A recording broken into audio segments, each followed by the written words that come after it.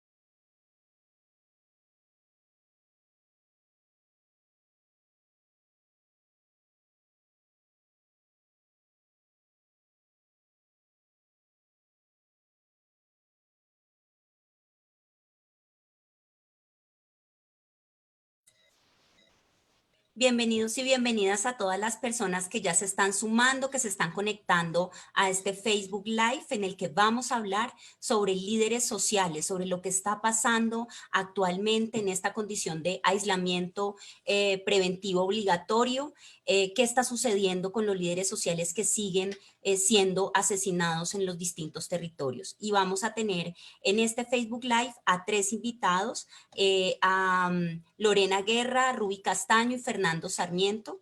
Es muy importante este tema y les agradecemos muchísimo que se sigan conectando, que nos ayuden a difundir para que otras personas también se conecten y podamos conversar y dialogar en torno a este importante tema.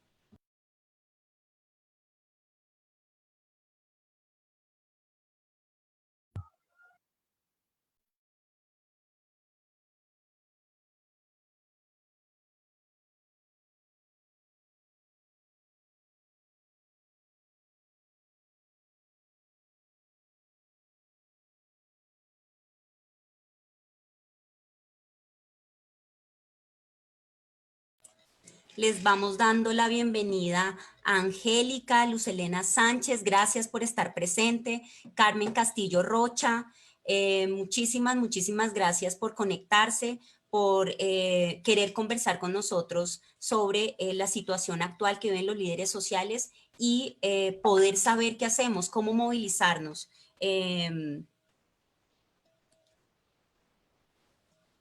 Vamos a dar unos 2 minuticos más, esperando a que más personas se conecten y damos inicio.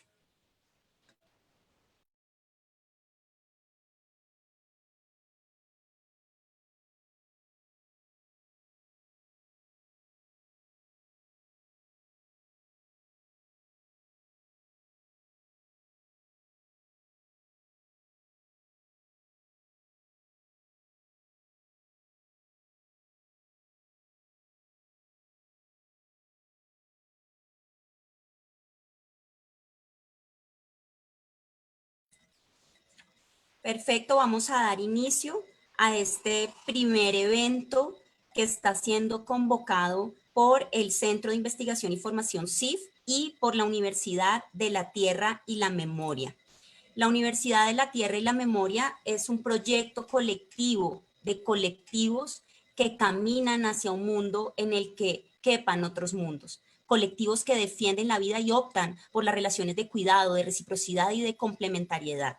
Por esa razón, no debemos entender esta Universidad de la Tierra, que es la que nos convoca hoy a este diálogo sobre los líderes sociales, como un centro educativo que otorga títulos, como espacio, sino más bien como un espacio para intercambiar saberes de todo tipo. Esos saberes que emergen de la vida cotidiana para recrearla y para tejer vínculos con los y las demás y con la naturaleza de la que hacemos parte y sin la que no podemos ser. Este proyecto colectivo de la Universidad de la Tierra y la Memoria en Bogotá se nutre y entra en diálogo, por supuesto, con otras experiencias de Universidad de la Tierra, como la que conocemos en Oaxaca, México, y de las propuestas que desde las perspectivas de las educaciones propias ya han hecho los movimientos indígenas orientados, por ejemplo, por el CRIC, para hablar solo de la experiencia de la Universidad Autónoma Indígena Intercultural, entre muchísimas otras experiencias. A partir de estos diálogos, desde nuestra ciudad de Bogotá, creemos que es necesario articularnos a los procesos territoriales de memoria, las distintas experiencias de las pedagogías otras, de la educación y la comunicación popular que ya existen y que están caminando desde hace mucho tiempo. En clave descolonizadora, esta articulación nos ha llevado a proponer esta idea de pluriversidad, y lo menciono de esa manera para plantear ese distanciamiento político, epistémico, ético, con la lógica universalista y homogénea de la universidad. Aún así, retomamos esta idea de la universidad como una escuela para construir esta especie de plataforma de encuentro desde donde queremos compartir saberes y movilizar propuestas de transformación desde abajo, desde los pueblos y las culturas que han permanecido al margen del desarrollo capitalista y del modelo civilizatorio moderno colonial. Les damos entonces la bienvenida, saludamos a todas las personas que se están sumando a esta transmisión de Facebook Live, en el que hablaremos sobre lideresas y líderes sociales en Colombia. Aura, yo no sé si quieres darnos una primera bienvenida. Muchas gracias.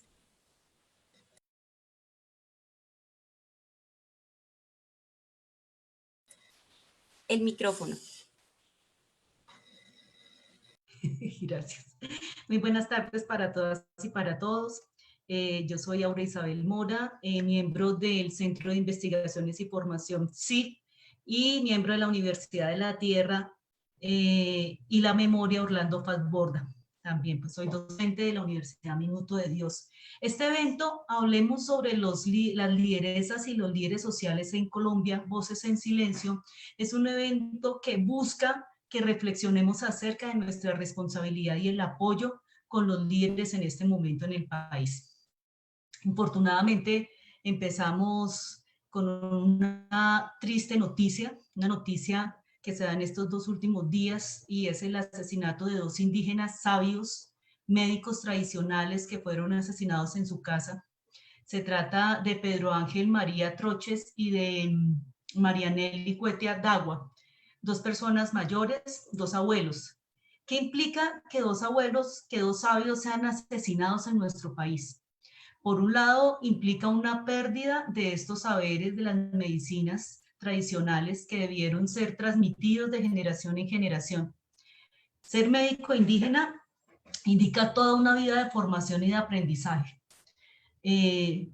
Los medios de forma de estar al lado de los abuelos, porque son los hijos, los nietos, los que se van con los abuelos a visitar a los enfermos, y desde allí los abuelos les enseñan toda esta medicina, la utilización de las matas, técnicas, y ellos van aprendiendo, y son aprendizajes que duran 15, 20 años, a veces duran muchísimo más de lo que aprende un médico en la universidad.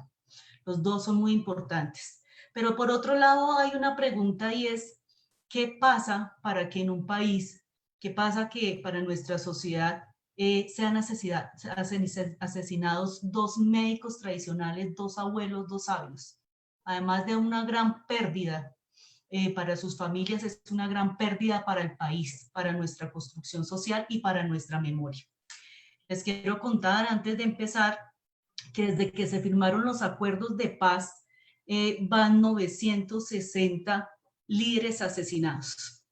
Estamos llegando a una cifra de 1000 y esto es una exageración y es una situación que nos pone en una situación azarosa en todos. ¿Qué está pasando en nuestro país? ¿Qué está pasando con el proceso de paz en el cual todos habíamos visto la posibilidad de un futuro y de una construcción diferente para nuestros hijos, nuestros nietos y las generaciones futuras? Desde que está el gobierno Duque, van 800 líderes sociales, y en cuarentena, por ejemplo, tenemos 114 líderes sociales asesinados, entre ellos 25 combatientes de las FARC, personas que se reinsertaron a la vida de nuevo, y 8 allegados de los líderes, personas allegadas como sus familias y una escolta que murió en este momento. Hay una reflexión aquí que quisiéramos hacer, y es, ¿será que resistir, y cuando hablamos de resistir y reexistir, hablamos de tener un privilegio en esa resistencia? Lo decíamos esta mañana en la reunión de Unitierra en América.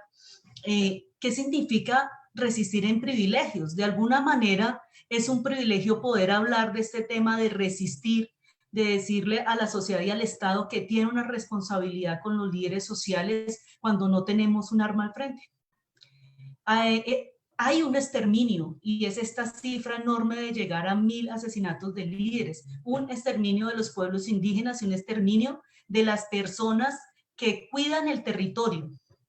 También nos contaba esta mañana en la reunión de Uniterra Raúl Civechi que, por ejemplo, cuando uno habla de guerra, es diferente cuando se habla de guerra en Occidente, porque es una guerra para dominar al otro, para exterminar al otro, pero que cuando en los pueblos indígenas se habla de alguna manera de combatir, es la defensa del territorio, y eso es lo que están haciendo nuestros líderes, defender su territorio, defender aquellas tierras, aquellos territorios que ya tienen. Nosotros somos comunidades que han sufrido un despojo, muchos de nosotros no tenemos tierra, pero aún así tenemos la responsabilidad de apoyar las otras formas de vida, de organización de nuestros pueblos originarios, y de apoyar a los líderes para que no siga este exterminio en nuestro país de manera pues simultánea y donde no pasa nada.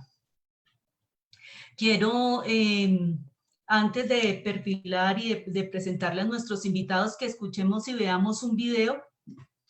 Catalina, si fueras tan amable de compartir tu pantalla y mostrarnos este video. Este video es de Calle 13, que nos muestra un poco otra mirada de América Latina, lo que no se puede comprar con el dinero. No se puede comprar el sol, no se puede comprar el agua, no se puede comprar las montañas, la solidaridad, las redes de amparo.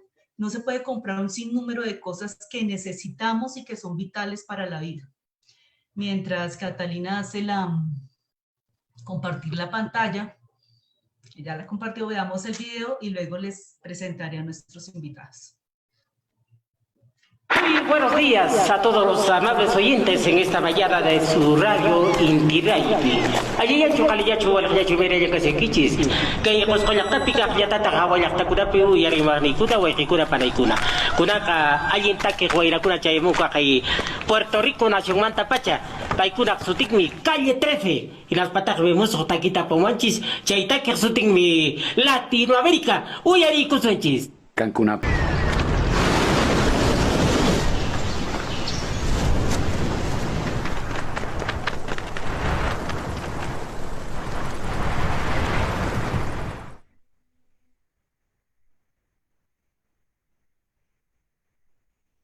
Bueno, quiero recordarles a nuestros participantes que hoy es el inicio de varios eventos. Uno, por un lado, un ciclo de hablemos de los líderes sociales y organicémonos y miremos cómo es nuestro apoyo a los líderes sociales. Y por otro lado, tenemos todos los sábados, vamos a ir teniendo diferentes temas acerca de temas relacionados con la comunicación, temas relacionados con lo que sucede en el contexto, temas relacionados con la agricultura, temas relacionados con los buenos vivires. Vamos a presentar a nuestros invitados. Ellos son de alguna manera los que nos van a dar hoy el primer panorama. Tenemos con nosotros a Lorena Guerra. Ella es representante legal de las organizaciones de mujeres, madres y hombres por la vida, integrante además del Grupo Distrital de Seguimiento del Auto 092. Ella es una mujer constructora de paz que le apuesta a la reconciliación y a la reconstrucción del tejido social. Además es defensora de los derechos sociales, económicos, políticos y culturales de las mujeres, niños y niñas y víctimas del conflicto armado en Colombia. También vamos a tener a Ruby Castaño.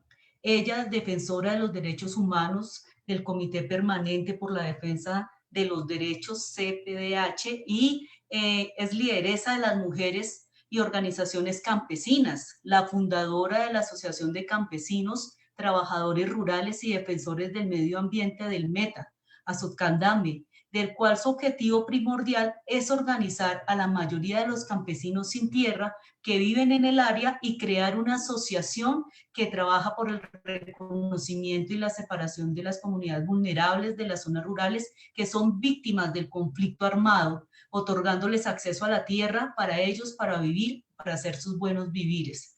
Rube ha luchado por los derechos de los campesinos locales en el área del Alto Ariari, del departamento del Meta, desde que tenía 14 años.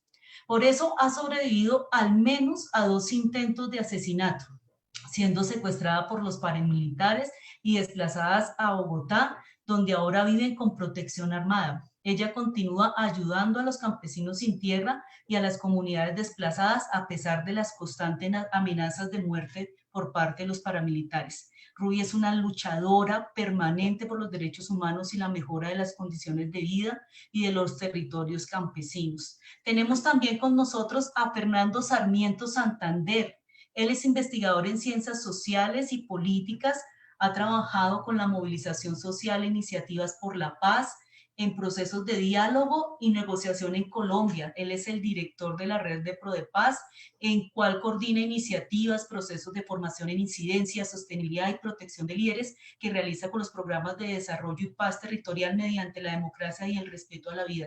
A nuestros 3 invitados, una bienvenida cordial. Es un gusto para nosotros tenerlos en este espacio. Y bueno, Tatiana, te dejo el evento y nuestros grandes invitados. Muchas gracias, Aura. Yo quiero, antes de darle la palabra a nuestros invitados, saludar a las personas que están conectadas. Ya llegamos a 50 personas conectadas, 56 personas me están corrigiendo. Muchísimas gracias por seguirnos, por querer conversar con nosotros sobre la situación actual de los líderes sociales y las acciones futuras que podemos seguir. La Universidad de la Tierra, el Centro de Formación e Investigación, les agradece mucho el que hayan atendido esta convocatoria y sin más preámbulo le voy a plantear unas primeras preguntas a nuestros invitados para que ellos puedan empezar a dialogar con nosotros sobre este tema. Lo primero que queremos saber es cómo afrontamos esta crisis humanitaria y ética también que se está materializando en el asesinato de las lideresas y de los líderes sociales en nuestro país, en pleno proceso de aplicación de los acuerdos de paz. ¿Cómo empezamos a afrontar esto? ¿Sí? ¿Qué cosas, qué referentes nos permiten comprender lo que está sucediendo en este momento de transición que se supondría, digamos, tendría que dejarnos en otro panorama y al contrario, en pleno implementación de acuerdo para la paz, encontramos este panorama? Pero también ¿quiénes creen en algún momento que pueden estar detrás o cuáles son los móviles o las situaciones que nos permiten comprender qué es lo que hay detrás de estos asesinatos y cómo frenar esta ola de horror? Con estas preguntas, digamos que queremos animar el diálogo y la conversación con Ruby, con Lorena y con Fernando, a quien les doy la bienvenida. Iniciamos entonces con Ruby, luego con Lorena y Fernando para que nos puedan ambientar en esta primera parte del diálogo.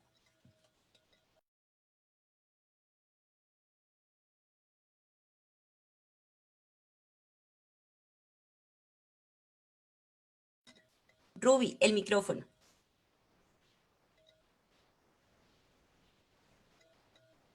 Buenas tardes para todos y todas. Agradezco la invitación a este espacio que me parece tan importante y el cual seguramente también nos va a ayudar a este objetivo que ustedes se han trazado y que nosotros desde nuestras capacidades queremos aportar lo mejor y lo vamos a hacer mediante muchos, digámoslo así, mediante transmitir de las experiencias que hemos vivido con las comunidades. Frente a la pregunta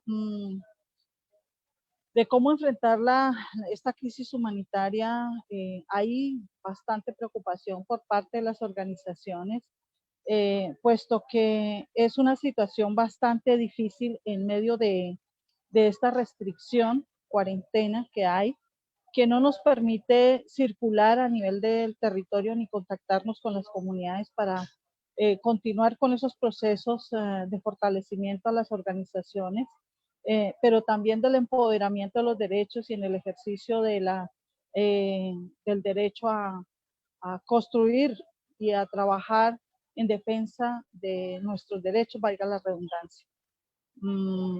Son situaciones muy difíciles que en este momento, cuando hay unos acuerdos de paz que vemos desde el gobierno de Duque, que ha ido disminuyendo el interés, digámoslo así, en el fin de cumplir con esos acuerdos, que de alguna manera para el campo colombiano es muy importante.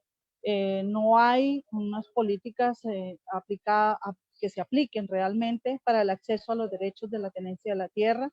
Lo mismo para lo que tiene que ver con el tema de víctimas, incluso el tema de participación es muy, muy restringido.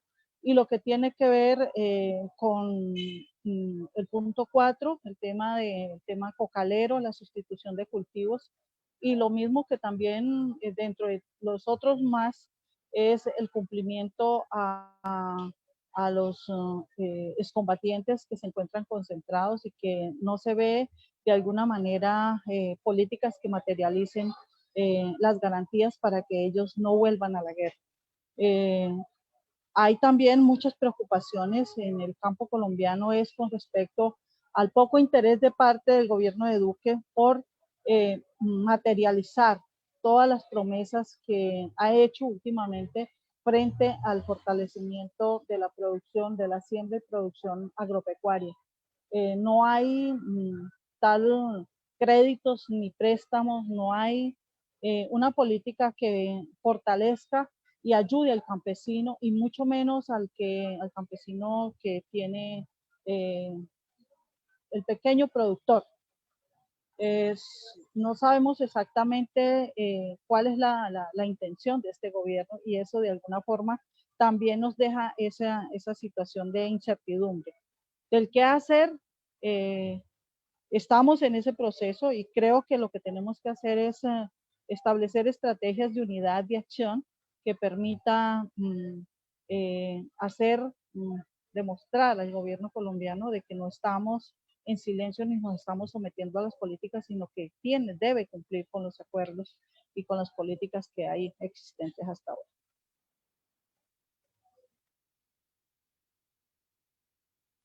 Muchísimas gracias, Ruby, por darnos esta perspectiva también tan enlazada con el asunto del problema de la tierra, de la distribución tan inequitativa, de la hiperconcentración de la tierra que tenemos en este país como uno de los nodos centrales. Le doy la palabra entonces a Lorena. Lorena, bienvenida, muchísimas gracias. Buenas tardes para todas y todos. Muchísimas gracias a la Universidad de la Tierra y la Memoria por invitarme a este espacio. Como ya lo había dicho, ya soy Lorena Guerra, me reivindico como defensora de derechos humanos. Actualmente estoy en la capital, en Bogotá. Tenemos un proceso ya hace mucho tiempo con mujeres. En cuanto a la pregunta, pues sería mentiras decir que en estos momentos pues estamos confinanciados pues con la protección y ayuda del Estado, porque no es cierto. Ahorita mismo pues nos preocupa todas las muertes que se han venido presentando contra líderes sociales, que ha sido de manera sistemática. Aparte de eso se une la crisis económica que afrontamos actualmente, el tema de salubridad, y lo que aún más nos preocupa es como el silencio del gobierno ante la situación que se está presentando en algunas regiones del país. Todos los días nos llegan denuncias de aquellas personas que están siendo hostigadas por grupos armados, grupos legales e ilegales. Nuevamente se está presentando el desplazamiento forzado. No hay garantías ni respeto por la vida en estos momentos de pandemia. Es preocupante ver que no haya una política que proteja la vida y los derechos humanos del campesino, de la sociedad civil. Los medios de comunicación no sacan a la luz pública la situación que actualmente se está presentando. Hay mucho miedo, hay temor, hay miedo pues a perder la vida. Nos están generando pavor, nos quieren silenciar. He escuchado a algunas mujeres que ya pues han llegado al desespero, han llegado al momento de pensar de no querer seguir luchando ni seguir viviendo. Han llegado al momento de decir que prefieren quitarse la vida. Tristemente es eso, porque no hay una protección del Estado, no hay garantías. La crisis económica también está afectando a esas familias, a esos hogares. Y bueno, pues ahora mismo pues nos toca salvaguardarnos, resistir, seguir resistiendo, seguir llevando como la batuta, seguir elevando esa voz de aliento, porque hasta en eso nos convertimos nosotras las lideresas, en ser consejeras para aquellas que en estos momentos han caído en una tristeza, en depresión, y de una u otra manera gestionar, digamos, ayudas para estas personas que de verdad se encuentran en situaciones precarias. No se ha visto que la institucionalidad pues haya llegado a esas personas, no se ha visto digamos, el apoyo y la ayuda que tanto ha mencionado el gobierno en su campaña política que lleva. Entonces, es preocupante porque lo que se ha hecho con toda esta campaña de terror y de miedo después es empezar a silenciar aquellas voces que quisieran denunciar todos esos atropellos que se cometen con la población. Se ha perdido también, se ha perdido un poco la esperanza. Se siente que con esta situación y con estos cambios que hay con estas nuevas leyes y estas nuevas reformas que quiere sacar el gobierno, nos vamos a ir en retroceso hacia 25 años atrás. Entonces, el panorama es bastante desalentador, preocupante. Se ha ido perdiendo un poco la esperanza. Y sobre los acuerdos, pues quedó muy bonito en el papel, pero no se ve materializado, digamos, las acciones que quedaron ahí implementadas, ¿no? Lo otro es que también, pues, los asesinatos de excombatientes, eso también preocupa porque lo que está demostrando el gobierno es que no hay cumplimiento y lo que va a hacer es que se formen nuevamente grupos y que estas personas vuelvan otra vez a la guerra. La guerra se volvió como un negocio para el gobierno al no demostrar voluntad política para poder seguir avanzando en el tema. Muchas gracias.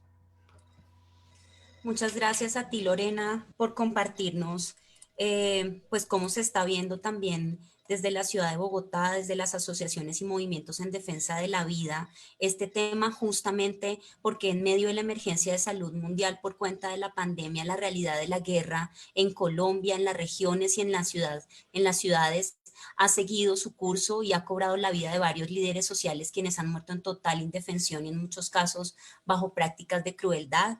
Y por eso agradezco mucho la participación de nuestras dos lideresas y le quiero dar la bienvenida al coordinador de la Red Pro de Paz, a Fernando Sarmiento. Fernando, buenas tardes, muchísimas gracias por participar en nuestra mesa de conversación y pues el panel es tuyo. Muchas gracias, muy buenas tardes. Un saludo para ti, Aura, Tatiana. Estoy muy contento en verdad de participar de esta conversación. Muchas gracias a la Universidad de la Tierra también por esta invitación y muy bueno esta iniciativa y también por esa, pues agradecer a quienes han estado conectando para escuchar esta conversación. Saludo también a Lorena y a Ruby, estoy muy contento de participar aquí junto con ellas en esta conversación, reconocer su gran liderazgo en sus organizaciones y recojo en estas breves palabras que quiero decir, recojo lo que ellas han estado manifestando de preocupación. Ha sido muy preocupante porque nos habíamos estado preparando durante muchos años, desde el 2012 que inició el proceso de paz con la FARC, a toda una fase, un proceso de transición. Ya llevamos 4 años desde la firma de los acuerdos de paz y lo que estamos viendo, lamentablemente, como lo estaban diciendo Lorena y Ruby, lamentablemente cómo ha sido de difícil aquí en el país, en este contexto político en el que estamos, la implementación de los acuerdos. La falta de voluntad, digamos, del gobierno, como le estaba diciendo ahora Lorena, es impresionante.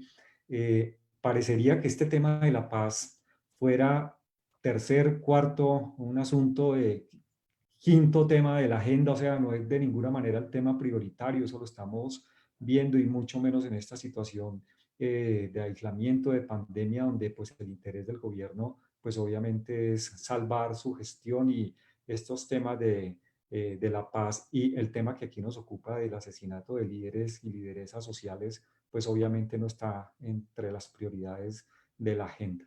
Es muy preocupante pues esa situación, incluso saber que esta situación de pandemia ha representado, ha significado mayor riesgo para los líderes, porque es increíble, lo escuchamos de las voces de las regiones, de los territorios, cómo los líderes han estado llamando la atención, porque en medio del aislamiento, en medio de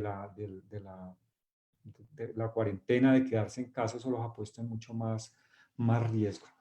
La Red Pro de Paz es una organización, una red, pues como su nombre lo dice, que agrupa a 26 programas regionales de desarrollo y paz. Yo he estado comunicándome con los directores de los programas regionales de desarrollo y paz y todos o buena parte de ellos siempre manifiestan la preocupación por el tema de riesgo.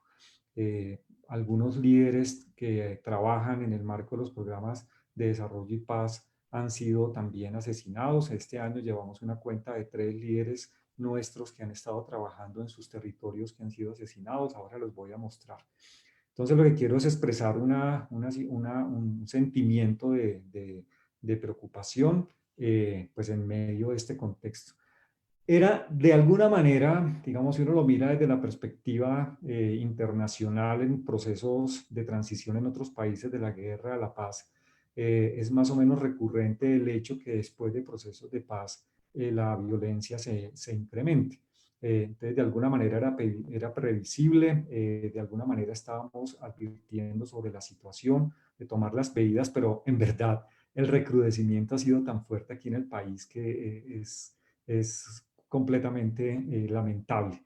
El hecho del reacomodo de las fuerzas, al salir una fuerza insurgente tan importante, digamos, en términos de la confrontación militar de la Armada, una fuerza como las FARC, eso iba a representar una recomposición de fuerzas y una recomposición de hegemonías en los territorios. Y lo que hemos estado viviendo durante estos años ha sido esa situación, y lo lamentable es que esa recomposición, ese reacomodo de fuerzas está costando la vida de los líderes sociales, ellos que no tienen nada que ver, como lo sabemos desde toda la historia del conflicto armado, son población civil completamente ajena a los motivos y las razones de la violencia, las razones de la guerra, pero son los que están allí en la mitad de los fuegos cruzados, y lamentablemente son ellos los que van cargando, digamos, con el rigor de estos reacomodos y recomposiciones de fuerzas. Recomposiciones que en los territorios lo que buscan es el control de las economías ilegales, de ejercer sus hegemonías territoriales, de aumentar su fuerza. El mismo hecho de las disidencias de las FARC o la recomposición de algunos bloques y fuerzas de las FARC, eso ha acentuado, digamos, todo este riesgo. Sabemos que principalmente la guerrilla o estas fuerzas de guerrilla como el ELN y las disidencias y recomposiciones de FARC cargan con buena parte de la culpa del asesinato a líderes, lo mismo que grupos paramilitares, BACRIN, etcétera, porque lo hemos denominado de muchas maneras, pero también muchas fuerzas que no se saben. Los líderes nos dicen, y creo que Lorena y Ruby lo pueden atestiguar también, que de las voces de los territorios, los líderes también dicen que mucha de esta gente son desconocidos, que no se pueden identificar con claridad quiénes son los que están cometiendo estos asesinatos. O sea, con claridad, pero creo que todo el mundo de alguna forma lo sabe. Yo dejaría ahí, Tatiana, y si quieres tú también más adelante en una rondita, tengo algunas cifras, si les interesa las podríamos mostrar si tú lo consideras o Aura lo considera, pero para seguir adelante con la conversación. A mí me parece muy, muy interesante el tema de las cifras. Digamos que coincidimos contigo en que era previsible, ¿sí? Cuando se instala el nuevo gobierno, sabíamos que el recrudecimiento era una posibilidad y esa fue una de las, digamos, de las consideraciones que teníamos alrededor de la presidencia de Duque. Sin embargo, como tú también lo indicas, es lamentable. Yo quisiera saludar en este espacio y darle las gracias a todas las personas que se están sumando. Cecilia Cerazo en Argentina, Fabio Alberto Rivera Acevedo, Sandra Milena, Luz Marina Ramírez, Juliana Dayana Torres.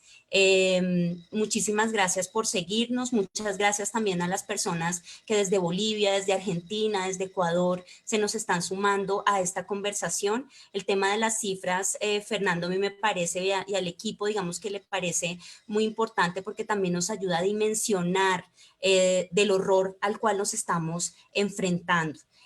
Al final, digamos, de la presentación de nuestros invitados e invitadas, vamos a tener la posibilidad de dar preguntas. Entonces, les agradecemos mucho a las personas que nos están escuchando, que por favor en los comentarios del Facebook Live nos puedan dejar las preguntas, las inquietudes, las intervenciones que son muy importantes para poder instalar este diálogo. Y ahora, antes de concluir, por supuesto, con nuestros panelistas, pues vamos a tener la posibilidad de conversar con ellos sobre sus inquietudes. Nosotros también, desde el equipo que convoca desde la Universidad de la Tierra y la Memoria, queremos saber y queremos preguntarles a Ruby, a Lorena y a Fernando frente a ante quién podemos exigir una rendición de cuentas, qué podemos hacer desde la academia, desde las organizaciones sociales, desde la sociedad civil frente a este flagelo, ¿sí? Cómo nos movilizamos en medio del confinamiento generado por la pandemia, ¿sí? Nos parece que es muy importante hablar de la situación actual. Lorena nos hablaba de este tema de la desesperanza, pero cómo hacer para reconectarnos y para volver a tejer el vínculo en torno a esto que nos preocupa tanto, esta situación que nos preocupa, que lamentamos profundamente, que nos indigna, pero cómo nos movemos como sociedad, desde la experiencia que ustedes tienen, por supuesto, con sus colectivos y sobre todo ante quién podemos exigir algún tipo de rendición de cuentas también desde su experiencia. Lorena, Ruby, te doy la palabra. Muchísimas gracias. Muchas gracias.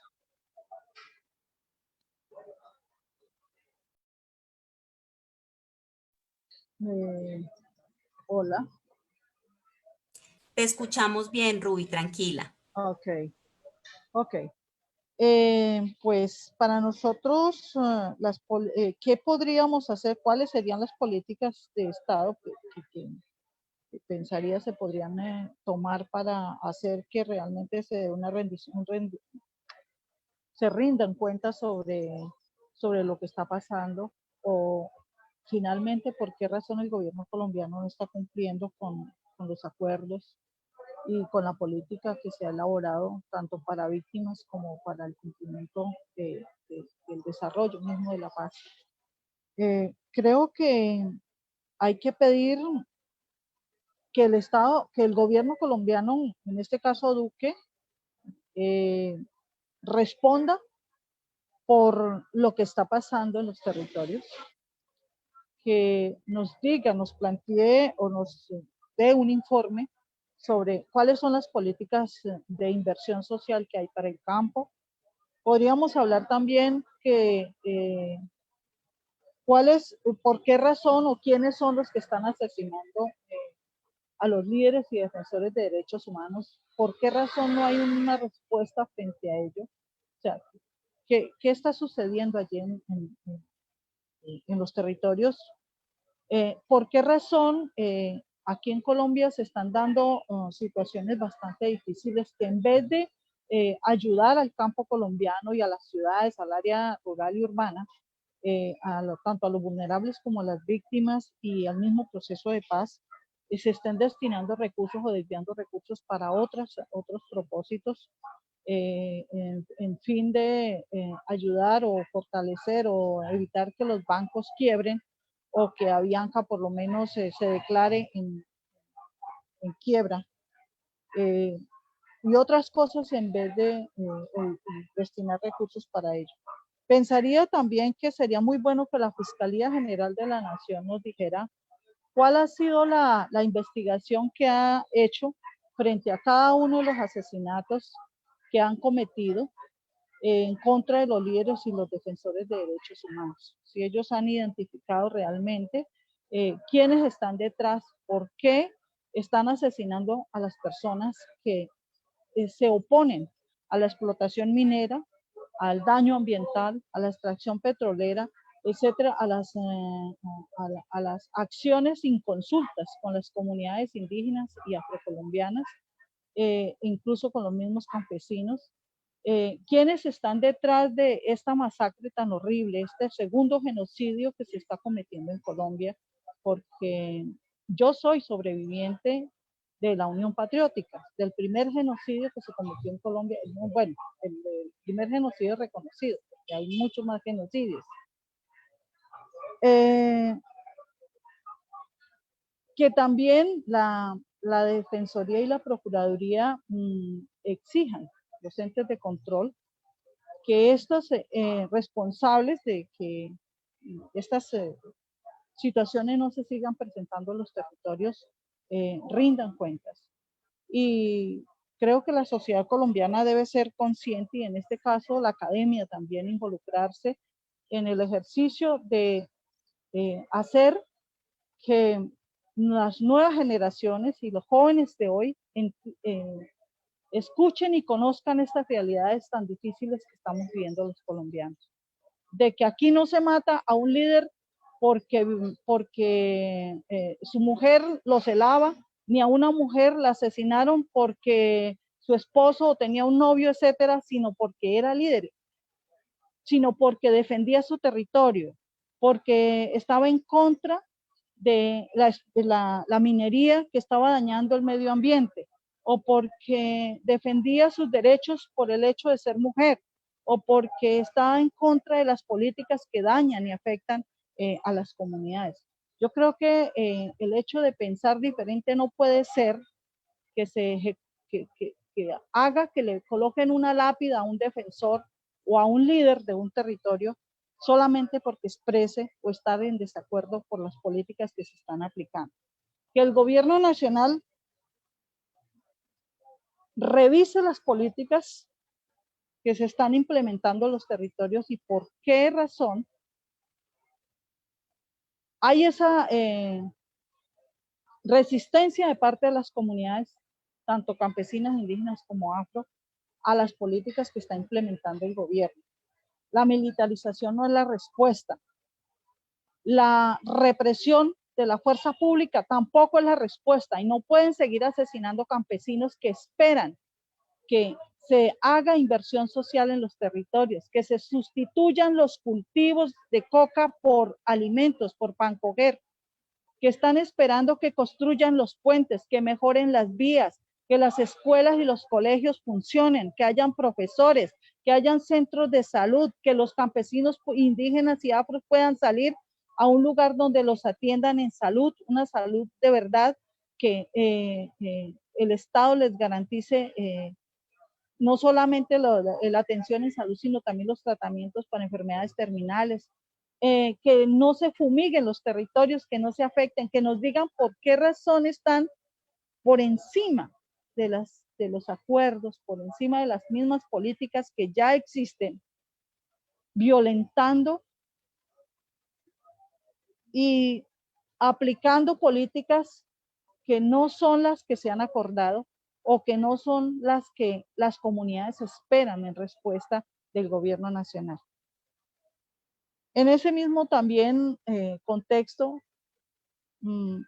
pediría o pensaría que la academia y los colombianos debemos, en medio de la pandemia, movilizarnos, buscar estrategias que permitan visibilizar la inconformidad frente a lo que está pasando. Estas políticas para la defensa de los derechos humanos en los territorios, quienes estamos en la defensa de esos derechos somos las mismas comunidades, los mismos líderes y los mismos defensores, pero el Estado va con unas políticas totalmente diferentes y que no recogen la defensa de la vida, sino al contrario, están acabando con la confianza que se esperaba y con esa esperanza que dice Lorena de las comunidades en los territorios por un gobierno que realmente atienda en el marco de los acuerdos a los campesinos, a los indígenas, todas las necesidades existentes en los territorios. Muchísimas Yo dejaría por... gracias. Vale. Muchas gracias, Ruby. Muchas gracias, Ruby, por tu respuesta. Queremos aclarar también para las personas que recién se están uniendo, darle las gracias de nuevo a las personas que están conectadas en este diálogo sobre líderes sociales, recordarles además a las personas que se están sumando recientemente que nosotros vamos a hacer un ciclo de estas conversaciones sobre líderes sociales al menos una vez al mes y cada 8 días o cada 15 días tendremos otros temas para trabajar desde esta plataforma de la Universidad de la Tierra y de la Memoria. Entonces, esa es la razón por la cual no tenemos en este panel representantes o líderes o lideresas indígenas, afrodescendientes, pero seguramente en los ciclos que vienen tendremos a estas personas también participando y diciéndonos qué ocurre en sus territorios porque nos parece muy importante. Esta es la primera charla de un ciclo de charlas y de conversaciones que vamos a seguir instalando sobre este tema que nos parece vital, así como Ruby nos ha venido diciendo. Muchísimas gracias. También quiero pues manifestarles a todas las personas que nos están viendo que las dos lideresas, Ruby y Lorena, han decidido no activar su cámara también por seguridad. Sabemos cuáles son las condiciones en las que vivimos y un evento como este, una conversación como esta, lo que busca es que podamos darle el respaldo que necesitan y en esa medida entonces comprender por qué a veces no pueden ser visibles o lo suficientemente visibles como quisiéramos para hacer la defensa de la vida y los territorios que están haciendo. Entonces quería hacer esa aclaración y con estas dos aclaraciones dar darle las gracias por seguir conectados y invitar a Lorena Guerra a que nos pueda decir algo sobre el bloque de preguntas que estuvimos trabajando ahora. Gracias, muy bien. Captaste el mensaje, el por qué no activaba la cámara. Es por eso, porque nos toca trabajar desde la parte más oculta, porque a veces cuando salimos a la luz pública se nos vienen una serie de amenazas. Ya lo hemos vivido, inclusive por redes sociales, hemos tenido bastante problemas con este tema. Y pues por cuestión de seguridad no podemos salir públicamente, personalmente, ¿no? Bueno, en cuanto a quién se le puede solicitar, quién debe rendir cuenta, pues se supone que nosotros tenemos un garante, y en este caso es el gobierno, el señor en cabeza del presidente, pero es muy complicado cómo le vamos a exigir cuentas, o sea, cómo nos va a rendir cuenta este señor cuando toda esta serie de situación que se ha venido presentando en las regiones, se han hecho varias denuncias y pues no ha habido una investigación clara, concreta, siempre como que todo pasa por encima, no pasa nada. Entonces, la fiscalía, por ejemplo, yo siento que la fiscalía, el papel de la fiscalía es revictimizar también como a la víctima. Muchas veces las mujeres van y denuncian, se les burlan, no toman en serio la situación que se está presentando. Es complicado. En este contexto que estamos viviendo, en esta situación actual, uno no sabe en manera cierta quién podrá darnos un informe de la situación que se está presentando. Y para el gobierno es claro quién es el que está asesinando. Pero lo que yo hago es invitar a la población a denunciar. Ahorita mismo lo que se ha convertido en un buen mecanismo de denuncia y que creo que es como más confiable ha sido las redes sociales. A través de las redes pues se ha hecho un buen ejercicio y también ha motivado mucho a que la población, la sociedad civil se entere de la situación real de los líderes y las lideresas. El sistema judicial es muy precario, hay desconfianza con este gobierno, en las instituciones también, porque no se ve materializada, digamos, el tipo de acompañamiento, no se ve materializado el apoyo, nos sentimos solas y solos. Pero quien es garante de proteger y garantizar los derechos humanos es el gobierno, ¿no? Tal como lo dice la Constitución. Muchas de nosotras nos hemos visto en la situación en que nos ha tocado acudir a mecanismos internacionales, porque acá no se puede denunciar, porque no nos garantizan la protección, ni la seguridad, ni las herramientas para poder hacer denuncias. Nos ha tocado acudir a la Corte Interamericana de Derechos Humanos para poder llevar y plantear la situación nuestra. ¿Cómo sería para motivar, digamos, la movilización? Yo pienso que con este tema del COVID lo que quieren es eso, de que meternos, vendernos miedo, temor de la situación, de la enfermedad. Claro que sí, que la enfermedad es cierta, pero hay que mirar de qué manera nos podemos proteger, utilizar, digamos, las medidas de bioseguridad. Están sucediendo muchas cosas graves y pienso que si nosotras y nosotros no actuamos a tiempo, ya después va a ser demasiado tarde. La invitación es que sigamos promoviendo la denuncia, sigamos acompañando a la población. Yo sé que hay miedo, hay temor, es difícil, porque el trabajo que realizamos lo hacemos sin remuneración alguna, sin recursos. Nosotras somos formadoras, nos volvemos cuidadoras. Entonces es seguir motivando a esas mujeres a que no nos dejemos llevar por la desesperanza, a que sigamos adelante, fomentar, digamos, también el tema de formación, este tipo de medios alternativos, como es en este caso la universidad, lo que está haciendo, también es muy bueno, ayuda muchísimo para dar a conocer la situación.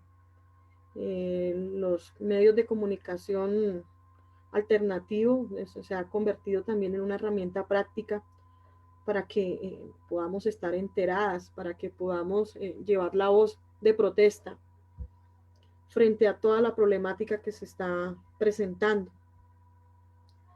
Estamos en riesgo latente. Me preocupa tanto el silencio, también me preocupa muchísimo el silencio, la indiferencia del gobierno. A veces siento que se burla del pueblo, porque han salido varias denuncias y no hay, digamos, resultados frente a las investigaciones, no hay respuesta inmediata. Entonces, que asesinan a un líder en tal región, pasó la noticia a vuelo de pájaro y ya, al día siguiente ya se olvidó, ya se pasó, pero mira, ya llevamos 71 líderes sociales y no hay una investigación clara. Entonces, ¿la culpa es de quién? Nosotros sabemos quién es el que se está disputando allá el territorio. Nosotros sabemos quién es el que está detrás del poder. Quien está detrás del poder es el que tiene toda la información y la tiene clara. Entonces, es eso, es a seguir denunciando. Hay que exigirle al presidente que rinda, que nos dé información, que nos dé respuesta frente a la problemática que se está presentando. Y si no hay una medida inmediata frente a los asesinatos, esto se va a convertir en futuramente, como lo estamos viendo, en una insurrección. Gracias. Lorena, a ti muchísimas gracias por compartirnos también estas reflexiones frente a qué podemos hacer y a quién tendríamos que pedir cuentas también. Quiero saludar a las personas que se están conectando. Ya tenemos 60 personas en nuestro Facebook Live. En este momento le voy a dar la palabra a Fernando, pero quiero recordarles que en el espacio de comentarios pueden dejarnos todas las preguntas, las inquietudes, los aportes también que quieran hacer a este espacio. La idea es abrir un diálogo más abierto, más plural, y es este espacio para hacerlo. Entonces, las personas que nos quieran dejar sus comentarios, ahora en un momento las vamos a empezar a leer después de la intervención de Fernando, porque la idea es que podamos intercambiar. Fernando, muchísimas gracias. Muchas gracias, Tatiana. Aura, me gustaría, para completar el panorama, mostrarles unas cifras que quiero compartir de colegas de organizaciones sociales que han estado haciéndole seguimiento a toda esta situación. Aquí traigo principalmente datos de una organización que es Indepaz, que juiciosamente ustedes pueden encontrar en la web pues toda la información pública, que han estado haciéndole seguimiento a esta situación aquí en el país.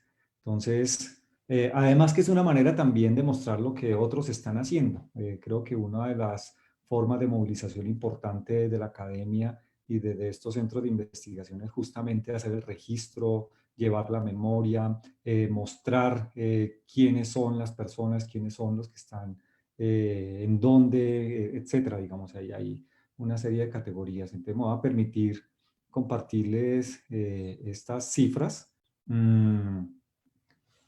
para que las vayamos mirando. Yo quisiera, para entrar a estas cifras, principalmente es retomar la canción de Calle 13 que estábamos poniendo al comienzo, porque creo que ese video nos muestra que lo que hay son rostros humanos, lo que hay son historias de vida, de familias, de personas, de comunidades, y creo que eso es lo más lamentable que se pierda acá en estos liderazgos. Las historias, los sueños, tanto aprendizaje, tanto conocimiento, tanta construcción de vida que se ha hecho y que en cuestión de segundos se lo llevan de manera indolente. Entonces creo que detrás de estas cifras, como Calle 13 nos muestra América Latina, son rostros, son historias que están detrás de estos números. Aquí hay yo hice estas tablas a partir de los datos principalmente de Indepaz. Creo que solamente con los datos del 2020 ya es aterrador, digamos, la situación. Solamente lo que va pasando en estos primeros 5 meses del año ya dice uno, oiga, esto no puede seguir, no puede seguir así, ¿cómo vamos a frenar esto en medio de un gobierno que se ha mostrado indolente frente a esta situación misma? Yo no quiero entrar en el detalle, digamos, detenerme, que ustedes están viendo las cifras. Tenemos un total de 104 hombres asesinados y 11 mujeres en lo que va corrido de este año. Fíjense que el mes de febrero es uno de los meses que más vidas cobró. Marzo, enero mismo, el año empezó de una manera trágica en este país. No solamente los líderes, sino también familiares, personas allegadas a los líderes, pues han sido afectadas en medio de esta situación. Y tenemos aquí también la cifra de excombatientes de FARC, gente que se desmovilizó, que dejó las armas, que también han sido víctimas de toda esta situación que se está presentando de asesinatos, de violencia en el país. El mismo mes de enero fue un mes cruento para ellos, y lo que va de la cuenta, sumando hombres y mujeres asesinados lo que va del año, ya tenemos un total de 25 excombatientes. Seguramente pueden ser unos más, unos menos. Entonces yo decía que solamente las cifras del 2020 ya son aterradoras. Este cuadro que sigue nos muestra cómo ha venido todo este tema desde el 2016, que es por lo demás el año de la firma de los acuerdos de paz.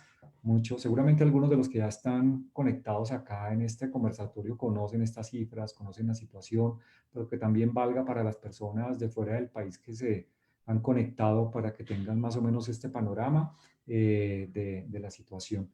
Desde el año 2016, y aquí se suma hasta abril del 2020 esas cifras, tenemos un total de 761 líderes sociales asesinados, hombres y mujeres asesinados, y de 199 personas de excombatientes de FARC. Y como decía Aura al comienzo, es que aproximarse a la cifra de 1000 es realmente aterrador. El número, creo que ella lo decía en los comentarios previos, el número 1000 es un número que ya muestra el grado, digamos, de la situación que estamos viviendo. Entonces son cifras de varias fuentes, como lo estamos viendo ahí. Me parece importante ver este otro cuadro también de los colegas de Indepaz, y ver cómo los indígenas, los sectores indígenas, y Aura también empezaba el conversatorio contándonos del asesinato de dos viejos, de dos sabedores ayer en el Cauca, que fueron asesinados. Y es principalmente el sector social más afectado por este tema de los asesinatos de líderes, y le siguen los campesinos, líderes comunales en sus veredas, en sus territorios, algunos de ellos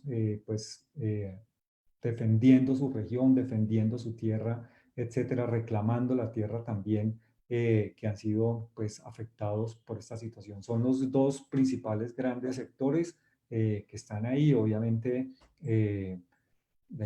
pues otros liderazgos, como los liderazgos cívicos, pues también se ven muy afectados acá. Y este otro dato, que es cómo se está comportando esto aquí en Colombia.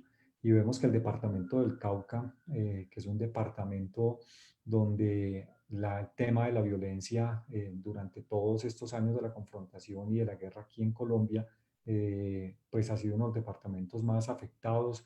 Es un departamento que ha presentado, digamos, todo el tema de la lucha de la tierra, todo el tema de los conflictos por cultivos de uso ilícito, toda la defensa indígena también por el tema de la coca, pero también el tema de la minería. O sea, es un departamento muy complejo donde confluyen una serie de factores que obviamente lo pone en el ojo del huracán de los violentos. Departamentos como Antioquia, el mismo Putumayo, el norte de Santander, en la frontera con Venezuela, el Valle del Cauca, pero sí el tema de Cauca es realmente muy preocupante. Y esto simplemente que yo les estaba comentando, algunos de los líderes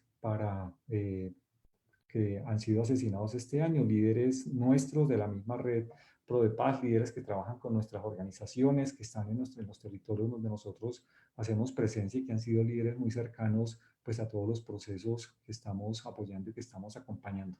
Creo que este panorama nos ayuda a tener como una perspectiva, una mirada de la situación de manera muy general. Porque yo quiero también reafirmar lo que estaban diciendo ahora Lorena y Ruby. Creo que la institucionalidad pública está un poco atrapada entre la coacción, porque la pregunta es, ¿quiénes están allí? ¿Quiénes son la institucionalidad? Ya le estamos haciendo los reclamos al mismo Duque, porque no muestra, digamos, avances en investigaciones. Sabemos la fiscalía, quién es la fiscalía y que es una de las entidades que debería estar haciendo frente a esta situación, avanzando en investigaciones, buscando culpables, evidenciando lo que está detrás de todas estas muertes, pero eso no sucede. Yo creo que hay algunos apoyos que podemos tener de la Defensoría. La Defensoría ha mostrado preocupación sobre este tema, incluso todo su capacidad en los territorios, que ha estado ayudando, digamos, a recoger información. La misma Procuraduría, yo creo que la Procuraduría no es una institución, una entidad que debería estar mucho más activa, exigiendo a los ejecutivos sobre la investigación sobre estos temas. Desafortunadamente, cuerpos democráticos como el Congreso de la República, ya estamos viendo que aún en medio de esta situación no pueden legislar, no pueden estar haciendo seguimiento, no pueden estar haciendo control político y eso termina dificultando la situación.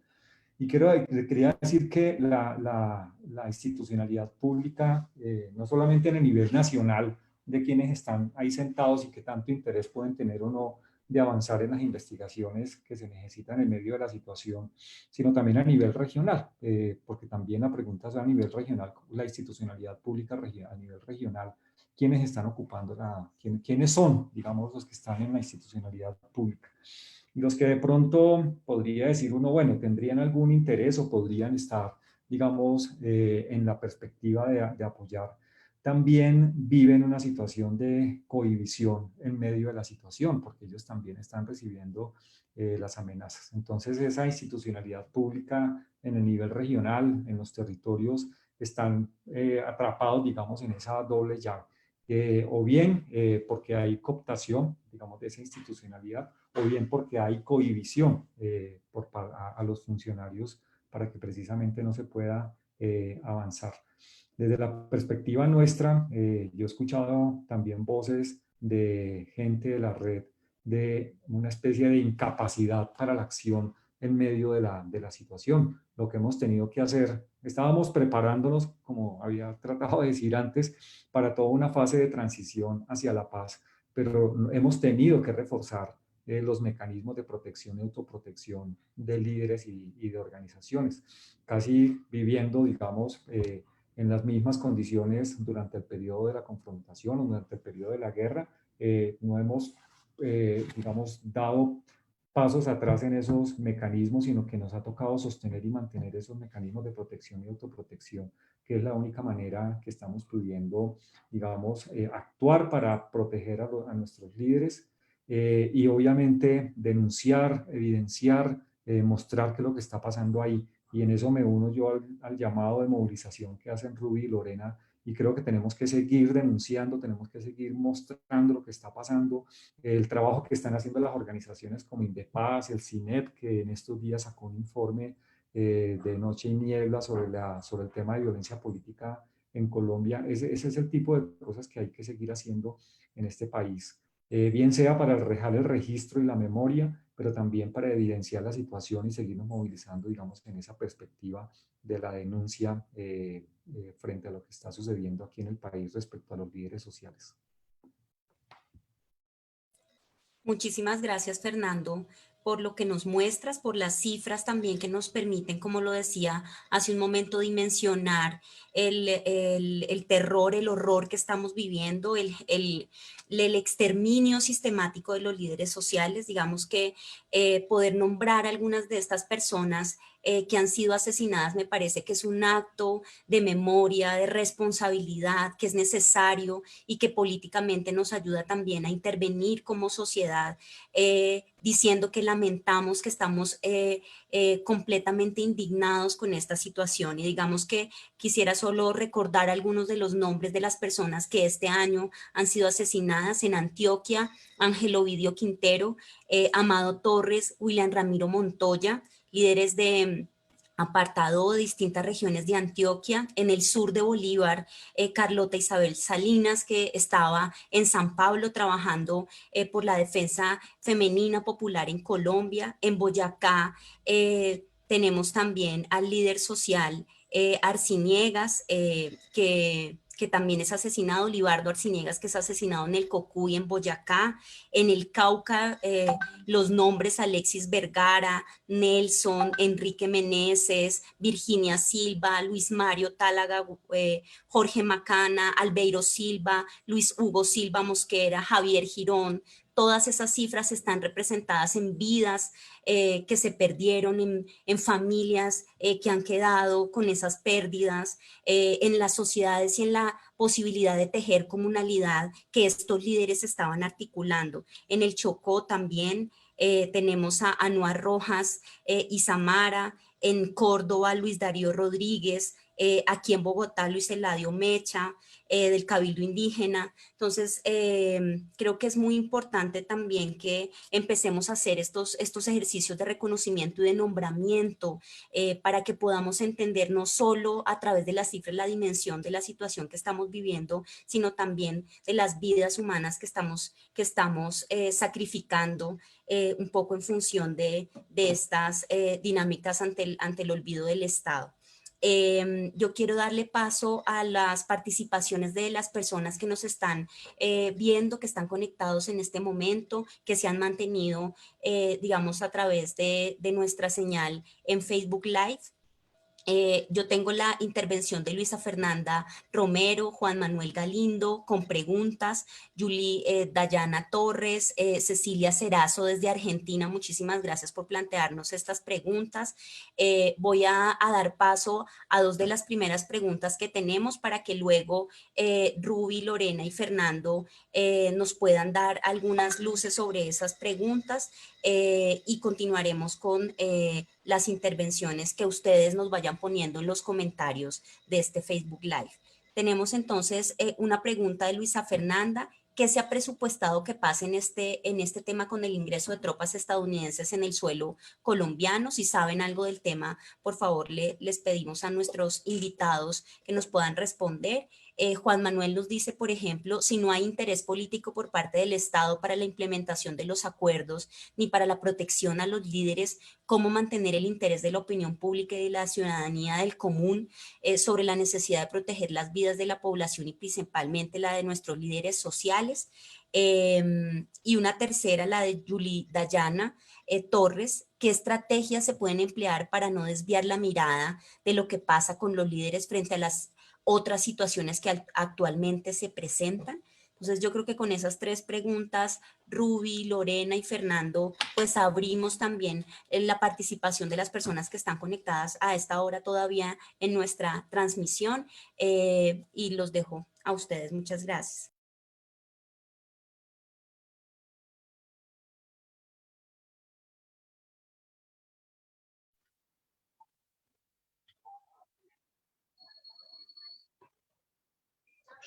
Ahí, frente a esto, quisiera decir lo siguiente. Frente a la intervención de tropas extranjeras en Colombia, es bastante preocupante para nosotros como líderes sociales y defensores de derechos humanos porque desde hace mucho tiempo, desde hace muchos años, nosotros especialmente, si no estoy mal, en el 2010, 2009, 2010, 2011, hicimos una gran movilización de mujeres en contra de 7 batallones que se iban a instalar en Colombia, extranjeros. Finalmente, el gobierno colombiano lo permitió y llegaron tropas extranjeras a hacer entrenamientos allí, etcétera, etcétera. Y luego, ahora de nuevo se despierta esto cuando estamos en un momento tan especial de pandemia, primero. Segundo, que hay una restricción política por la protesta, la movilización y demás, porque la respuesta del Estado a la supuesta democracia que existe en Colombia, de expresar nuestro desacuerdo frente a lo que está pasando, es la represión, incluso de golpear a los jóvenes, a los protestantes, y encarcelar o judicializar a los líderes de las protestas, y a los defensores tratar de martirizarlos, estigmatizarlos dentro de la protesta para condicionar de alguna manera el no participar en la movilización. Yo creo que las tropas extranjeras en Colombia tienen un sentido, y es una agresión contra el Estado colombiano y contra nuestra Constitución. Pienso que Colombia tiene una Constitución que habla precisamente de eso, y aquí se están violando la Constitución colombiana. Y los colombianos extrañamente estamos en silencio, muchas, la sociedad colombiana, no entendemos por qué razón no reaccionamos de una manera masiva, sino se queda en algunas acciones muy pocas frente a esto que está pasando. Hay miedo de que se pueda incentivar o provocar a países vecinos, como el caso de Venezuela, para involucrar a los colombianos en una guerra que no es nuestra. Nosotros no tenemos ninguna diferencia con Venezuela. O sea, con Venezuela quiero decir en el sentido de que con los venezolanos nunca hemos tenido ninguna pelea, ninguna guerra. Ellos son nuestros hermanos, son nuestros vecinos, y no tenemos por qué ir a meternos allá cuando aquí tenemos tantos problemas por solucionar. Y hablan de que las tropas aquí vienen a otras cosas totalmente diferentes a una agresión extranjera. Pues esperemos que nosotros también incentivemos un poco esto. Quiero decir algo sobre el tema de las tropas, es que los medios de comunicación tampoco hacen mayormente esfuerzos por visibilizar esta situación. Y voy a decir algo que es bastante sensible, pero es la verdad. Es más peligroso un micrófono que no dice la verdad y que distorsiona de alguna manera la realidad del país que un fusil disparando, porque un micrófono le llega a miles y millones de personas, y el sentido, el propósito que tenga de lo que expresa por el micrófono hace que hayan muchos muertos, o al contrario. Si en cambio,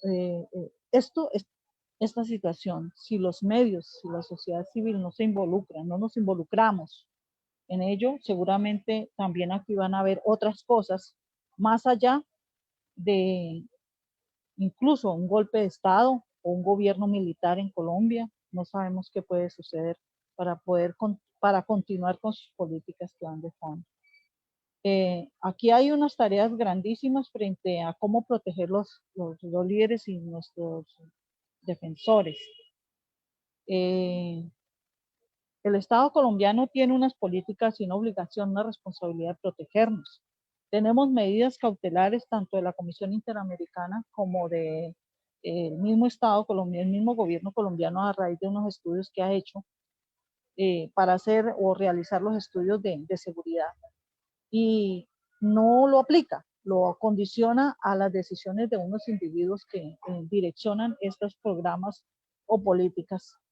Y finalmente son los que deciden si sí o si no está vulnerable, o si no es vulnerable el líder o el defensor. Yo creo que las comunidades y las organizaciones En los territorios hemos hecho esfuerzos y propuestas, hemos construido en espacios propuestas para alternativas, para brindarle protección, prevenir, proteger y garantizar los derechos de las comunidades en todos los niveles y en todos los sentidos. Y el gobierno colombiano lo que ha hecho es omitir y colocar su opinión frente a ello, incluso donde ha decidido de que una persona no tiene riesgos y a los 8 días es asesinada y nadie dice nada. Y eso es grave. En el caso de las mujeres, mucho más. Las políticas que hay para la protección a mujeres está condicionada a la decisión y es como si la vida de las mujeres no tuviera el mismo valor de los hombres. Y disculpe, porque la vida es una sola y tiene los mismos derechos, hombre o mujer, o negro o blanco o lo que sea. No hay diferencias, la vida es una sola. Y se condiciona según las diferencias que manejan en el tema de género o incluso hasta de etnias, porque a las comunidades no se les respeta la propuesta que hicieron de autoprotección y prevención a la violencia. A los afros igualmente, porque ellos tienen una forma diferente de ver desde sus comunidades, porque son los que viven la violencia. Somos los campesinos también. En este caso, como campesinos, vemos y sabemos cómo y qué es lo que está pasando, qué es lo que sucede en los territorios. Lo que no sabemos es quién nos está matando. ¿Quién nos está matando? Pero el Estado sí lo sabe y extrañamente, incluso quienes saben son la fuerza pública y el Estado colombiano a través de los programas saben dónde estamos los defensores, dónde estamos los líderes, dónde están incluso hasta la gente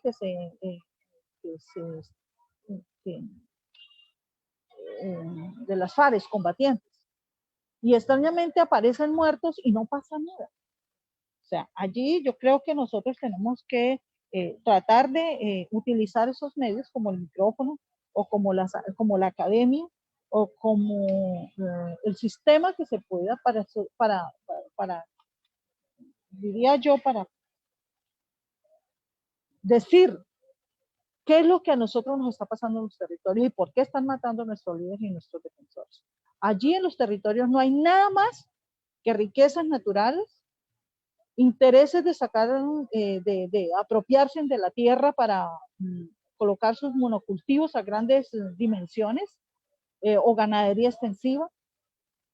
Allí no hay más que campesinos, indígenas y colombianos que quieren trabajar y producir este país y que extrañamente los quieren sacar de los territorios para simplemente extraer las riquezas naturales de la biodiversidad, maderables, etcétera, etcétera, y que en este momento no funciona o no se prioriza nada de las políticas que protegen esos derechos.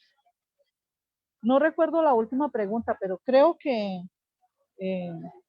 eso, para nosotros autoprotegernos, creemos de que necesitamos de que la sociedad civil reaccione y exija al Estado colombiano que se implementen las políticas de protección realmente donde se proteja la vida, que la vida es lo primordial más que cualquier otra cosa, que se priorice la vida de los líderes y defensores y de nuestras comunidades, porque allí no están matando tanto solamente a los líderes y a los defensores. Es cierto que nos están matando, pero también están incentivando el terror en los territorios y en el trasfondo de ese terror, como campesina lo digo, los intereses son la apropiación y el despojo de la tierra, para ellos así hacer lo que quieren.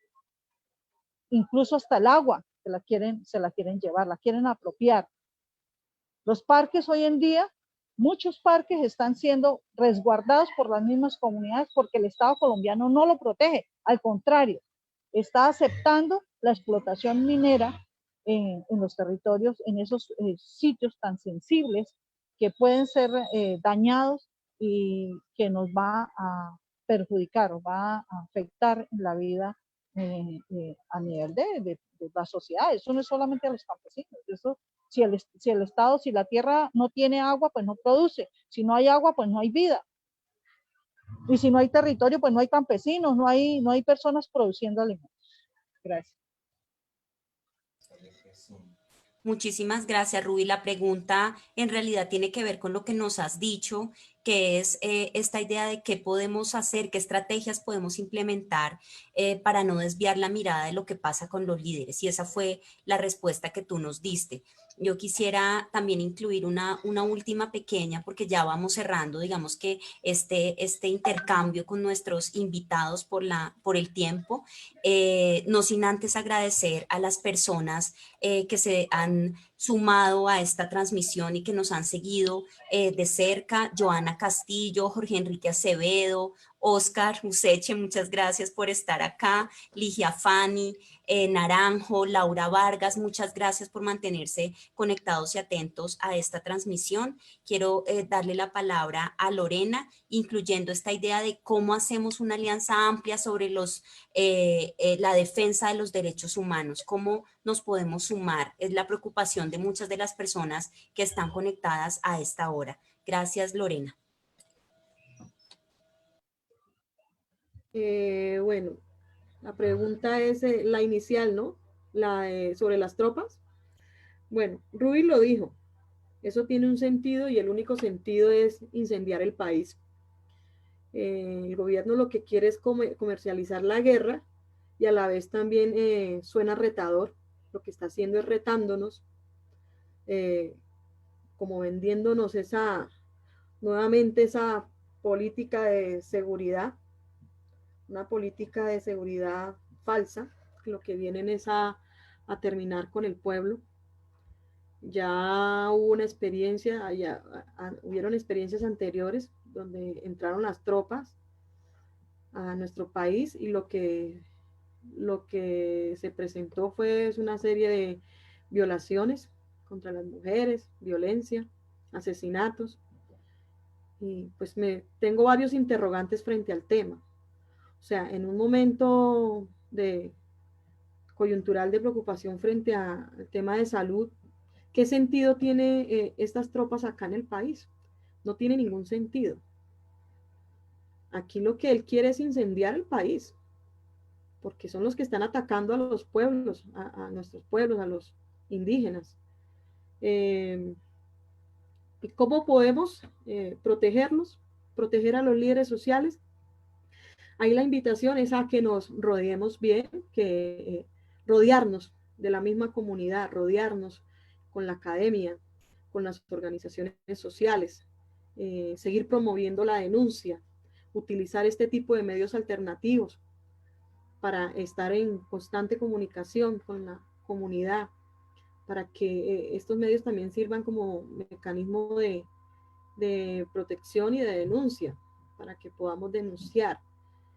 A veces pues nos toca también utilizar mecanismos de autoprotección, tener mucho cuidado a la hora de intervenir, a la hora de, digamos, de llegar a una reunión, algún proceso.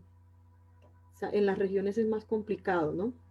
En las regiones nos toca tener mucho cuidado porque no sabemos si detrás de la mujer que estamos formando en temas, ejemplo, en temas de género, no sabemos quién la está direccionando porque esté ahí. Tener mucho cuidado con el discurso. A veces también nos toca bajarle también al tema del discurso, de la denuncia, porque esto también como que nos marca, nos estigmatiza, a veces nos da como temor hablar públicamente por el mismo miedo que nos han sembrado. Y bueno, estrategias desde la academia, pues seguir promoviendo este tipo de conversatorios, invitar a otros grupos poblacionales. Por ahí vi que si hubiese sido importante que aquí hubiese estado alguien representando a las indígenas, a los afros, invitar a esas personas de las regiones apartadas, porque una cosa es lo que estemos hablando acá y otra cosa es lo que están viviendo allá. Es difícil para ellos. No me quiero ni imaginar porque ya tuve que pasar por una situación similar y es muy complejo, eso es algo terrible. Entonces, la invitación es eso, a rodearnos de comunidad, a rodearnos de organizaciones, seguir promoviendo por estos medios la participación, la denuncia. Tenemos que unirnos, ser visibles también ayuda un poco a veces para que podamos protegernos en sí. Gracias. Muchas gracias, Lorena. Sí, coincidimos también desde nuestra mesa que en efecto las defensoras mujeres, las lideresas, son además objeto de violaciones y de vejaciones específicas de género, y eso es innegable en un sistema patriarcal en el que nos encontramos. Por supuesto, todas las pérdidas y todas las muertes las tenemos que lamentar, pero también tenemos que alzar una voz de denuncia por el asesinato de las mujeres, de las familias que son además blancos de ataques. Muchísimas gracias, Lorena y Ruby, por acompañarnos. Nosotros seguimos saludando las personas que están con nosotros: Germán Rosso, Ricardo Briceño, Osvaldo Galindo, Carol Arevalo, Taquión Goy, Luisa Fernanda Romero. Muchísimas gracias por continuar conectados. Fernando, te voy a dar la palabra a ti para que nos ayudes con este último bloque de preguntas, y incluyendo este tema de cómo hacemos una alianza amplia sobre la defensa de los derechos humanos y de los defensores de los derechos humanos. Muchas gracias. Gracias, Tatiana. Aquí en esta última parte una opinión meramente personal. No quiero comprometer, digamos, aquí ni a la organización que represento ni a estos sectores, una opinión meramente personal. Así es que me voy también como por la misma línea que estaba diciendo ahora Lorena en la primera parte. Yo creo que se trata de incendiar un poco el país, como le estaba diciendo Lorena. No quiero tampoco simplificar o ser simplista en reducir toda la complejidad del asunto a cuestiones meramente políticas, electorales, pero creo que las fuerzas de extrema derecha están preparando el escenario para dentro de 2 años. Y nosotros lo que tenemos que hacer para contrarrestar es prepararnos también para el escenario dentro de 2 años a las nuevas elecciones presidenciales. Yo creo que las condiciones que necesitan ellos son condiciones de caos, son condiciones de inseguridad. Ni la paz ni la seguridad son condiciones favorables, diría yo, digamos, en opinión meramente personal, para llegar a unas elecciones al 2022. Ellos creo que lo que están queriendo hacer es asegurar esas elecciones y creando las condiciones para eso. Por supuesto que los puntos de la agenda de la paz y la implementación de los acuerdos de paz no es un modelo ni económico ni un modelo político que favorece, digamos, a las intenciones de ellos mantenerse en el poder aquí en el país. Y lo que quieren hacer es consolidar esas condiciones, pues, para ellos obviamente pujar con fuerza y ganar las elecciones en el 2022. Yo estoy convencido de eso y creo que debemos nosotros también, como organizaciones que estamos más en la perspectiva social, más en la perspectiva de desarrollos incluyentes, de modelos políticos incluyentes, etcétera, prepararnos también, unificar las fuerzas, efectivamente, sentarnos como organizaciones a tener una mejor información, a tener una mejor formación política, más conciencia, digamos, en la ciudadanía, en nuestras organizaciones, en nuestros líderes, la gente que le podemos llegar, para efectivamente nosotros también ganar terreno en eso. Creo que el diálogo, la concertación, la construcción de agendas comunes, fortalecer nuestras redes, nuestras plataformas, son estrategias y son maneras también de prepararnos hacia eso. Lo han sido eficaces, y estas estrategias de trabajar en red, de trabajar en articulación, de trabajar en plataformas, de cohesionar nuestras perspectivas, nuestros propósitos, han demostrado a lo largo de nuestra propia historia como organizaciones sociales la efectividad de eso. Creo que falta mucha más fuerza de cohesión y mucha más claridad en nuestros propósitos como país, como regiones, como nación, para donde queremos avanzar. Y tenemos ese reto, creo que tenemos ese reto. Nos fue relativamente bien en estas últimas elecciones del año pasado, donde logramos alcaldías y gobernaciones que son pues positivas, favorables, digamos, a nuestros deseos o nuestros sueños como organizaciones sociales, pero nos falta prepararnos, digamos, con mucha más claridad y conciencia hacia el 2022. Porque yo creo que lo que está sucediendo con Venezuela, con las tropas que llegaron, con toda esta situación de caos de líderes sociales, de asesinar y perseguir y amenazar a los liderazgos que están trabajando fuertemente en los territorios por la defensa del territorio, por la defensa de los derechos humanos, obviamente esa perspectiva no es favorable, digamos, para otros intereses políticos, otros intereses económicos que creo que son en el fondo lo que están aquí en juego. Así es que lo que mejor podemos hacer es prepararnos también para cohesionar nuestras fuerzas en un escenario venidero como son las elecciones del 2022. El año entrante nos vamos a enfrentar ya, el año entrante que empieza, digamos, de manera mucho más abierta el debate electoral, pero el centro democrático ya lo están haciendo, ya lo están haciendo. Uno se pregunta entonces cómo hacer para que los temas de la agenda política queden incluidas, estas ideas de generar agendas comunes en torno a la defensa de los líderes y lideresas en Colombia, en torno a la defensa de los acuerdos de paz y de su implementación, en torno a la defensa de los derechos humanos en nuestro país. Digamos que ese es un reto que como sociedad tenemos. Había otra pregunta, pero por temas de tiempo, pues no puedo abrir los micrófonos de nuevo para que los panelistas, los invitados, las invitadas nos puedan responder, pero sí quisiera darle lugar a Aura para ir cerrando esta conversación que, como les repito, es la primera de un ciclo que vamos a estar adelantando mensualmente sobre líderes sociales.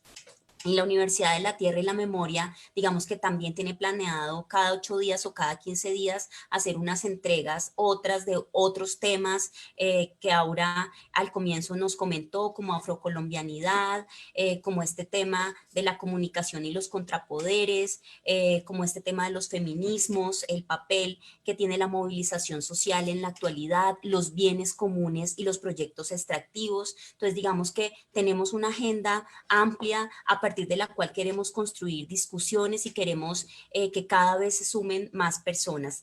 Yo les agradezco mucho por su atención, por haber estado conectados, y ahora son todos tuyos. Gracias. Bueno, muchas gracias y muchas gracias muy especiales a nuestros invitados. Las cifras del Estado son diferentes en cada institución con respecto a los líderes y la verdad es que desde el Estado nadie responde. Pero independientemente, todos nosotros tenemos una responsabilidad para hacer opinión pública fuerte, que sea capaz de parar estos asesinatos con los líderes. ¿Cuáles son esas estrategias de resistencia que deben ser cada vez más creativas? ¿Cómo hacemos las organizaciones y nos organizamos cuando no tenemos la calle, cuando no podemos salir a hacerlo, pero tenemos otras opciones y aquí hay un reto mayor para apoyar a los líderes? ¿Cómo generamos estos ejercicios de sanción pública para estos actos tan crueles y a este error que estamos viviendo todos? Es también necesario que en conjunto, en red, nos obliguemos obliguemos al Estado a dar respuesta y nos obliguemos nosotros mismos a sentir que tenemos responsabilidad de organizarnos en torno al apoyo a los líderes. Una de las primeras campañas que tenemos es que, mira que estamos en tiempos de una etapa de pandemia, no de contagio, pero también si hiciéramos una metáfora como lo hacíamos esta mañana en la Universidad de la Tierra, en Red de América, también contagiémonos de esa solidaridad. Este contagio no solamente puede ser el del virus, puede ser también el contagio de las redes de amparo para los líderes, puede ser el contagio de la solidaridad. Contagiémonos de amor como un acto de defensa a los defensores de la vida, que son todas aquellas personas que defienden el agua, que defienden las montañas, que defienden las comunidades, que defienden la tierra, que están defendiendo su territorio, porque participación es eso, es decidir sobre nuestro territorio. Y al decidir y defender el territorio, entonces nos vemos allí marcados. También hablábamos al inicio de este evento del privilegio que tenemos los que no tenemos un arma al frente de la cara. Tenemos el privilegio de poder hacer una resistencia y de apoyar a aquellos que cada vez más difícil pueden tener voz. Los grupos armados van a acabar con todos, o sea, no solamente estamos frente a un tema del extractivismo, sino que además afrontamos el exterminio de los pueblos originarios. ¿Cuáles son las opciones de nuestro tejido y nuestra memoria? Preguntaban en el chat, creo que era Germán. ¿Será que las soluciones pueden venir de un gobierno que sistemáticamente se ve involucrado en problemas de politiquería, de intereses económicos, de paramilitarismo, de narcotraficantes? Las soluciones están en nuestro apoyo. Este Estado no va a responder a los problemas que tenemos hoy como comunidad, ni que tenemos frente al proceso de asesinatos con los líderes. Y en este caso, ¿cómo hacemos para solucionar estos problemas? ¿Qué hacemos para pujar por unas elecciones de gente que no esté en el marco del horror? Es decir, gente que no esté en el marco del paramilitarismo, del narcotráfico y del extractivismo. Eso implica un compromiso político, un compromiso de reflexión permanente. Por eso los invitamos entonces a nuestros ciclos de Universidad de la Tierra y la Memoria Orlando Faz Borda a que sigan participando, y como les ha dicho Tatiana, vamos a tener una reunión mensual, vamos a estar aquí con otros actores, por supuesto que los pueblos originarios van a estar aquí hablándonos sobre estos procesos y los esperamos para el próximo sábado. Muchísimas gracias.